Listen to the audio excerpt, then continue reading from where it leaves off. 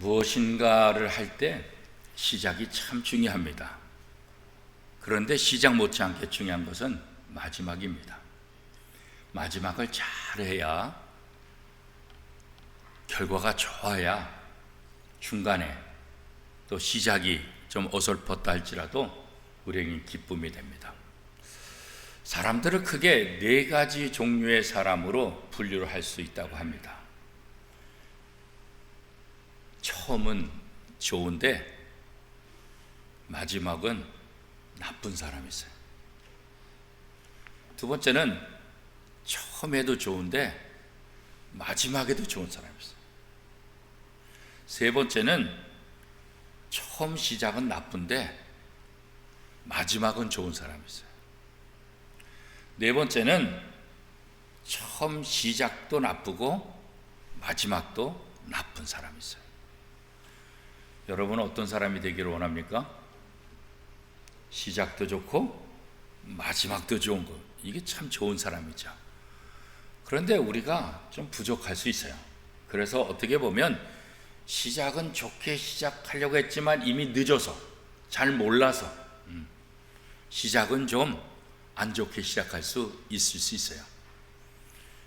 내가 처음부터 예수 잘 믿었으면 되는데 잘 몰라서 청년이 돼서 어른이 돼서 늦게 예수 믿은 사람들도 있어요. 어떤 사람은 엄마 뱃속에서부터 믿은 사람이 있어요. 요거는 내가 선택할 수 있는 그런 과정은 아니겠죠. 그래서 처음 시작은 어떤 면에서 좀 부족하게 시작할 수 있어요, 많은 사람들. 그러나 진짜 중요한 건 뭐예요? 마지막이 중요해요. 마지막이에요. 시작도 좋고 마지막도 좀, 이게 금상첨화죠. 그런데 우리들은 좀 시작은 미약하고 시작은 부족하다 할지라도 이 마지막이 좋은 거, 이게 차선이에요. 이게 바로 우리의 신앙생활, 또 우리의 삶의 목표가 되어야 된다. 자, 창세기를 마무리하면서 하나님께서 우리에게 진짜 주시고자 하는 그 말씀은 뭘까?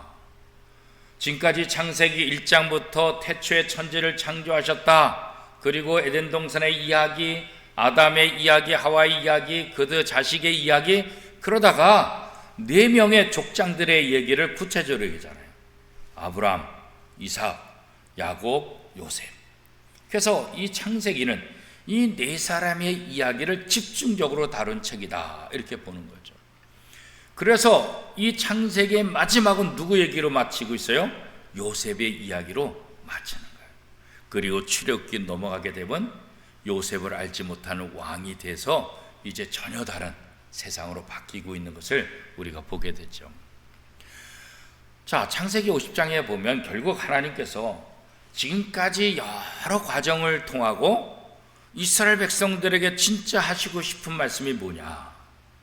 결국 마지막에 요셉이, 아버지 야곱이 나를 이 애굽 땅이 아니라 젖과 꿀이 흐르는 땅, 약속의 땅, 그 가나안 땅에 내 장례를 치러달라. 그래가지고 요셉이 이 장례 행렬을 준비해가지고 막벨라 굴에 장사를 지냈잖아요. 그런데 오늘 본문에 보면 요셉도 죽음을 앞두고 있고 죽게 돼요. 그런데 그 죽음을 앞에 두고 요셉도 뭐라고 유언해요? 만약에 너희들이 이 애굽 땅에서 나가거든, 그때 내 해골을, 내 시체를 같이 갖고 나가라, 그래요. 그래서 나중에 여호수아에 보면 여호수아가 이 요셉의 해골을 가지고 젖과 꿀이 흐르는 땅에 들어가는 것을 보게 돼요. 자, 이 모든 과정들은 우리에게 무엇을 설명하기 위함일까? 우리가 살고 있는 이 땅, 애국과 같은 이 땅, 아니 광야 같은 이 땅, 그러나 정말 우리가 진짜 들어가야 될 땅은 어디냐? 젖과 꿀이 흐르는 가나안 땅을 이스라엘 백성들이 최종 목표 삼은 것처럼 우리의 삶의 최종 목표는 뭐냐? 하나님의 나라다.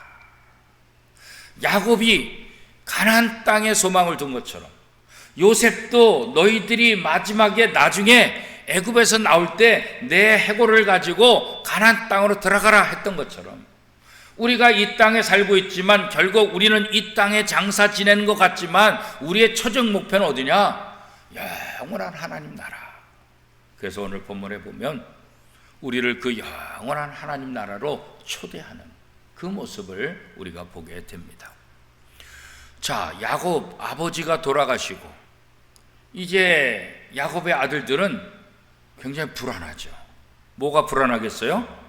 우리 옛말에 어떤 말이 있어요? 도둑이 제발 저린다 그렇잖아요.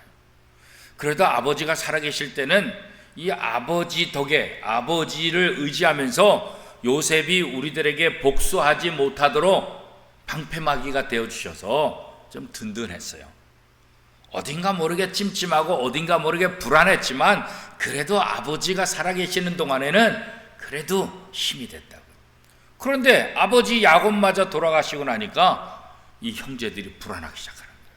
이제 아버지 돌아가셨으니까 분명히 저 요셉이 우리에게 복수할 것이다 이런 생각을 해요. 물론 요셉이 그렇게 복수하겠다 얘기한 적도 없고 잘 섬겼어요 형들을. 그럼에도 불구하고 지은 죄가 있어서 이 형들이 요셉을 볼 때 두려워하는 거예요. 분명히 안 갚으면 말 것이다. 그렇죠. 이 두려움은 결국 거짓말을 하게 되죠. 어떤 거짓말을 해요? 아버지가 돌아가시기 전에 유언했는데 우리를 해하지 말아라 이렇게 유언했다고 거짓말까지 한다. 왜요? 너무 두려우니까. 그렇게 해서라도 이 동생 요셉이 자기들에게 복수하고 안 갚음하는 거 이거 면하고자 그런 거짓말까지 만든 거죠. 그리고도 요셉 앞에 내가 당신의 종이 되겠습니다.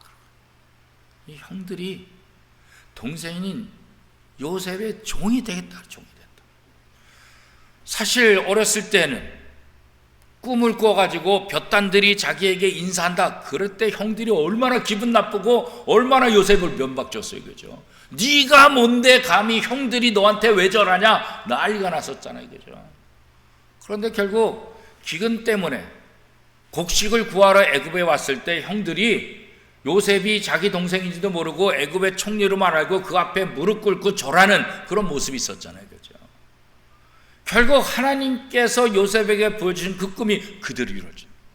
그리고 이제는 자신들이 요셉에게 아예 얘기하는 거예요. 우리가 당신의 종이 되겠다. 왜 그럴까요? 안 갚음 당할까 봐 불안하니까 종이 되겠다. 그렇게까지 말하는 거예요.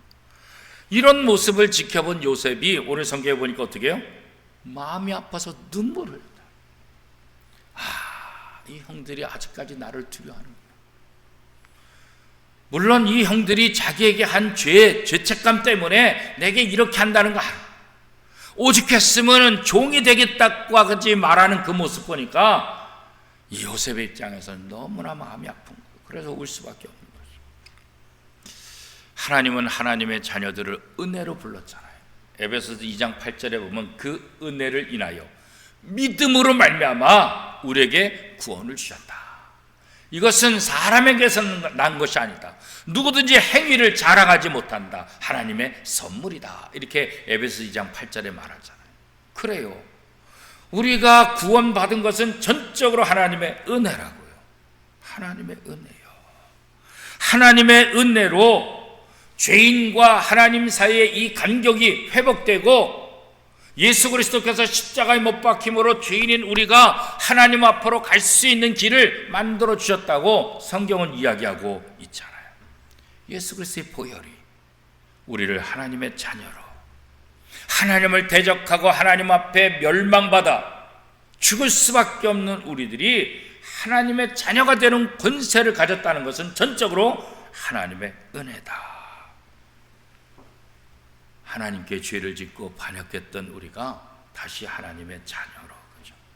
집 나간 둘째 아들 탕자가 다시 아버지 집으로 와서 아들로 회복되는 그런 모습들, 그죠? 죄악으로 가득한 우리가 주님 앞에 정결한 신부로 우리를 받아주시는 그런 모습, 이게 다 뭐예요? 이게 전적으로 하나님의 은혜라는 거죠. 이런 변화가 예수 그리스도의 십자가 보혈을 통해서 우리에게 일어난 거예요. 그렇죠? 이 하나님의 놀라우신 은혜, 이 은혜로 우리가 하나님의 자녀가 되고 하나님의 백성이 되고 하나님이 우리를 기르시고 우리를 인도해 주시는 그 복을 우리가 누리게 되잖아요. 하나님의 영 성령을 보내주셔서 우리를 지켜주시고 천군 천사가 지키게 하는 이런 복도 우리가 누리게 됐잖아요. 그렇죠? 이 땅에 살면서 죄인으로 하나님의 복을 전혀 누릴 수 없는 우리들에게 성경은 어떻게 말하고 있어요? 우리가 신의 성품에 참여하는 그 복을 누리게 되었다. 베드로후서 1장 4절 말씀에 보면 이로써 그 보배롭고 지극히 큰 약속을 우리에게 주사 이 약속으로 말미암아 너희가 정욕 때문에 세상에서 썩어질 것을 피하여 신성한 성품에 참여하는 자가 되게 하려 하시니라.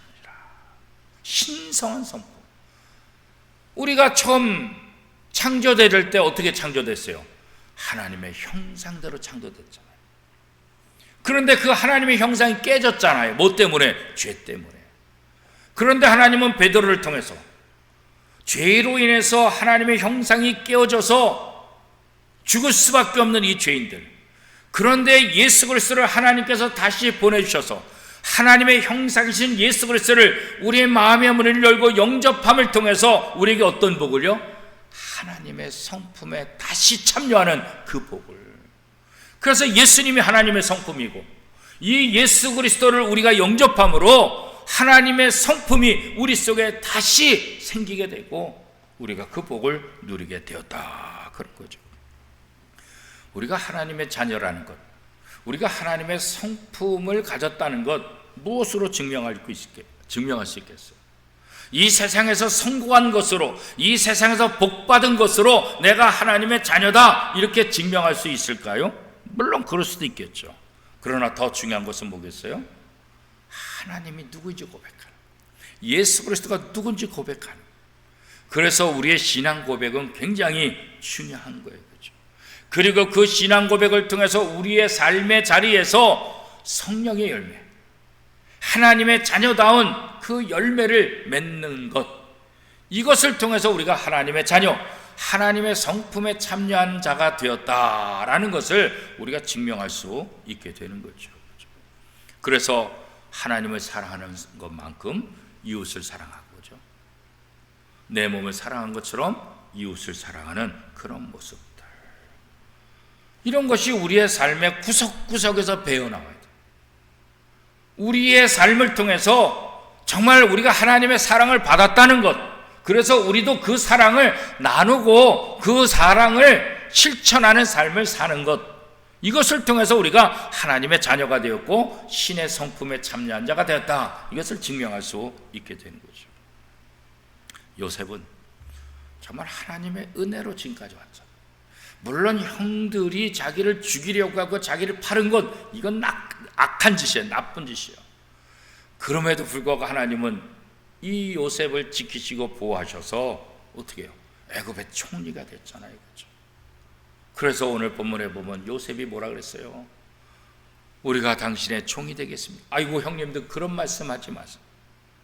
오늘날 같은 이 일을 만들려고 하나님이 나를 형들보다 먼저 애굽에 보내서 이렇게 나를 훈련시켜요.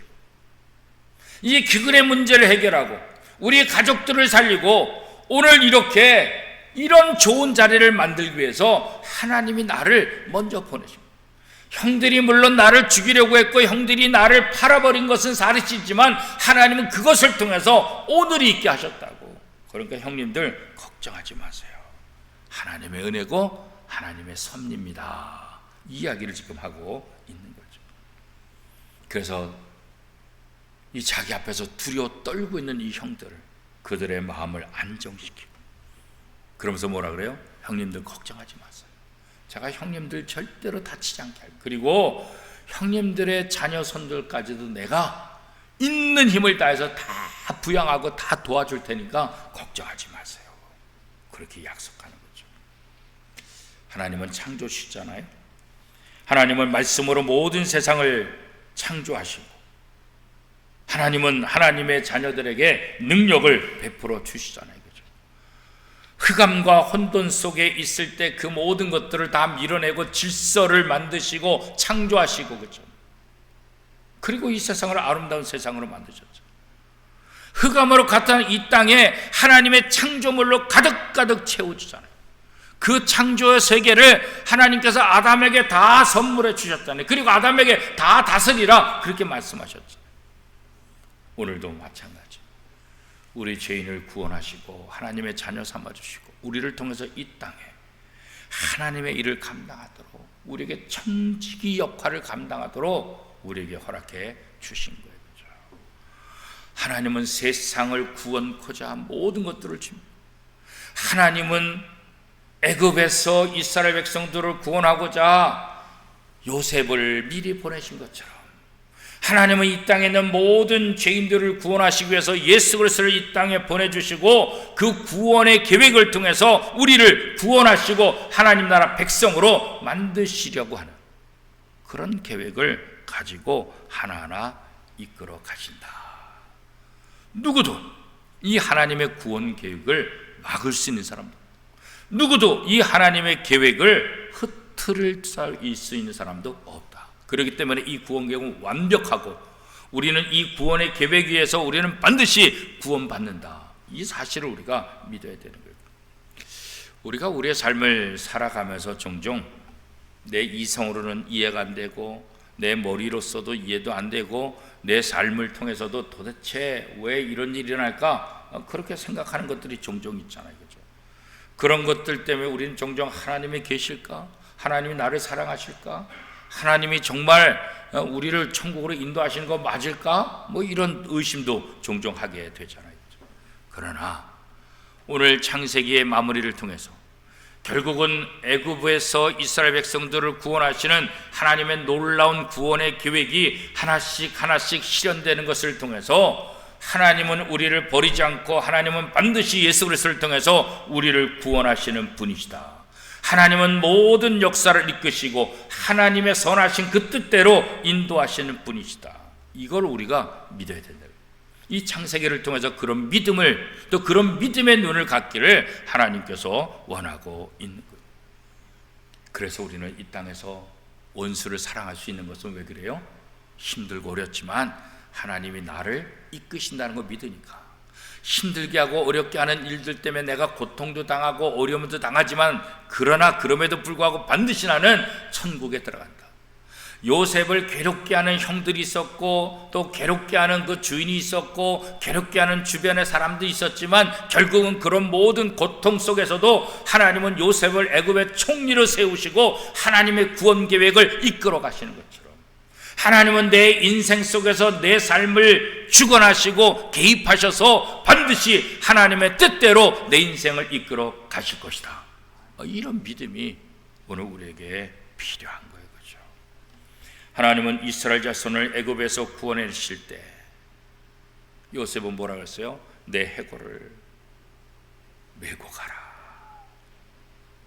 내가 이 땅에서 애굽의 총리가 되고 100년 가까이 이 애굽에서 살고 그렇잖아요. 80년 동안 총리로서 그 어마어마한 많은 영향을 끼치며 정말 행복하게 삶을 살았지만 그러나 내가 있어야 될 곳은 이 애굽이 아니라 하나님이 약속하신 가나안 땅. 그러니까 내 해골을 메고 가나안 땅에 들어가라. 오늘 우리의 본향이 어디냐? 이 땅이 아니에요. 이 땅에서 행복하고 이 땅에서 즐겁고 이 땅에서 많은 것을 누린다 할지라도 이것은 나그네 인생이고 이것은 우리가 잠시 거쳐가는 것이고 우리의 진짜 본향은 하나님의 나라라는 사실을 우리가 다시 한번 기억해야 하는 거죠. 하나님은 이 땅을 살아가면서 성도들의 아버지로서, 성도들의 목자로서, 성도들의 왕으로서, 성도들의 스승으로서, 성도들의 반석으로서, 성도들의 산성으로서, 성도들의 방패로서, 성도들의 피난처로서 언제나 우리와 함께 하시는 거예요. 그렇기 때문에 하나님을 바라보는 것, 이거 굉장히 중요한 거예요. 그렇죠? 하나님은 우리를 그렇게 인도하셔서 결국은 애굽의 백성들, 애굽에 있던 이스라엘 백성들이 결국은 가나안 땅에 이르게 하시는 것처럼 이 땅에 살고 있는 우리를 반드시 하나님은 저 영원한 하나님 나라로 우리를 인도해 주실 것이다. 이 믿음이 조금도 의심되지 않고 확신을 가져야 되는 거예요. 그죠? 그래서 우리의 눈은 언제나 하나님 나라를 바라보는, 하나님의 약속의 말씀을 붙잡는 거예요. 이 땅에 살아가면서도 하나님의 풍성함을 누리고 하나님의 힘의 공급을 누리고 하나님의 함께 하신 것 누리지만, 그러나 성도는 이 땅에서 모든 것을 얻으려 하지 말고 진짜 우리가 얻어야 될 것은 하나님의 나라라는 사실, 거기에 완전한 풍요, 거기에 완전한 기쁨, 거기에 완전한 행복, 거기에 완전한 그 무엇들이 다 있다는 것을 다시 한번 깨닫게 되는 거죠. 그래서 우리는 이 땅에 살아가면서 때로는 가난도 경험하고 고난도 경험하고 질병도 경험하고 배고픔도 경험하게 되죠. 그런 속에서 하나님의 돌보심, 하나님의 채워주심, 하나님의 인도하심을 우리가 경험하게 되는 거예요. 이 땅에서 완벽하다 한들 완벽하지 못하고 불완전하다는 것 우리가 다시, 저 영원한 하나님 나라 가야만 완벽한 구원, 완벽한 하나님의 나라, 완벽한 하나님의 은혜를 우리가 온전히 누릴 수 있게 되는 거예요. 그렇기 때문에 우리가 이 땅에서 혹시 힘들고 어려운 과정을 겪는다 할지라도 그 때문에 좌절할 이유가 없다는 거예요. 왜냐하면 여기서 완전한 만족을 누리는 것이 아니기 때문에 우리는 완전한 만족을 주시는 저 하나님의 나라, 그 나라를 소망하며 그 나라를 바라보며 살아가야 될 사람들이기 때문에 그런 거죠. 그래서 우리는 우리의 삶의 여정에서 고난과 고통으로 인해서 여러 가지 신앙의 뿌리가 흔들리는 그런 위험의 순간을 만날 때, 그때가 온다 할지라도 우리는 어떻게 될까요? 하나님의 약속의 말씀을 붙잡아야 돼요. 어떤 약속의 말씀이 있을까요? 빌립보서 1장 6절의 말씀입니다. 너희 안에서 착한 일을 시작하신 이가 그리스도 예수의 날까지 이루실 줄을 우리는 확신하노라. 이 약속의 말씀이 있기 때문에 우리 속에서 착한 일을 시작하신 하나님, 우리 속에 예수 그리스도를 영접하게 하시고 하나님의 자녀가 되게 하신 그 하나님, 결국은 우리를 영원한 하나님 나라까지 반드시 이끌고 가실 것이다. 중간에 포기하지 않는다. 중간에 어려움은 겪을 수 있을지 모르지만 절대로 포기하지 않는다. 그렇죠. 사랑하는 원미독교 성도 여러분, 하나님께서 예수 그리스도를 통해 하나님의 자녀가 된 저와 여러분을 이 세속이 아닌 거룩함으로, 이 세속 역사에서 구원받는 하나님의 자녀로, 이 땅이 아닌 저 천국으로 우리를 초대하셨다는 사실을 우리가 기억해야 됩니다. 우리가 결혼식장이든 어떤 행사든 어떤 좋은 자리에 초대받으면 기분이 좋잖아요. 그 초대장을 가지고 그 가는 길이 너무나 신나잖아요. 우리가 힘들고 어렵다 할지라도 예수 그리스도를 통해서 우리는 모두 다 영원한 하나님 나라의 초대장을 받은 사람이다. 그 초대장을 가지고 그 잔치에 한 걸음 한 걸음 나아가는, 그것이 바로 우리의 삶이다. 그래서 우리는 우리 속에서 착한 일을 시작하신 그 하나님, 그 약속의 말씀을 붙잡고, 우리가 종종 희미해지고 우리가 종종 좌절하고 우리가 종종 왜 그럴까 이런 생각이 드는 순간에도 우리는 우리의 생각과 우리의 경험과 우리의 눈에 보이는 것을 붙잡는 것이 아니라 하나님의 약속의 말씀을 붙잡고 저 천국을 향해서 묵묵히 한 걸음 한 걸음 나아가는 것, 그것이 바로 성도의 삶인 것입니다. 이제 우리의 남은 모든 인생 여정이 천국으로 초대해 주신 하나님, 그 하나님의 약속의 말씀을 붙잡고 좌로나 우로나 치우치지 않고 온전히 천국 가는 그날까지 말씀을 붙잡고 승리하는 저와 여러분의 삶이 될 수 있기를 축복합니다.